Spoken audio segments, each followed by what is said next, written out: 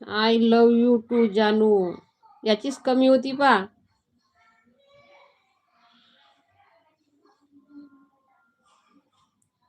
उमेश हाय. उमेश दादा हाय.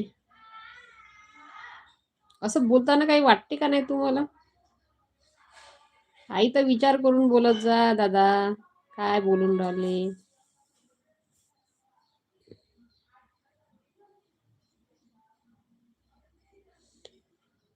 मग आम्ही लोक बोललो तर तुम्हाला वाईट वाटते. बोलल्या बोलल्या म्हणता.